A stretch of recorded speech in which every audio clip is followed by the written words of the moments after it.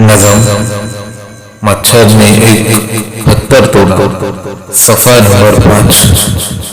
मच्छर ने एक पत्थर तोड़ा, मच्छर ने एक पत्थर तोड़ा, पत्थर में से निकला घोड़ा, घोड़े ने कुछ खीर पकाई, घोड़े ने कुछ खीर पकाई, खूब मजे लेकर खाई।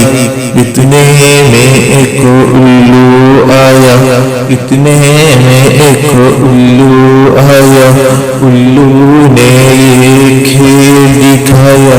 उसने अपनी मुट्ठी खोली, उसने अपनी मुट्ठी खोली, मुट्ठी में से निकली झूली, झूली में से निकली बिल्ली, झूली में से निकली बिल्ली, बिल्ली चलकर आई दिल्ली, दिल्ली में कुछ मक्खन पाया, दिल्ली में कुछ मक्खन पाया, ये मक्खन मच्छर ने खाया।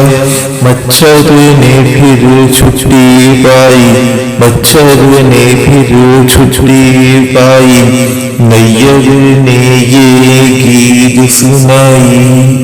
मच्छर ने एक पत्थर तोड़ा, पत्थर में से निकला घोड़ा।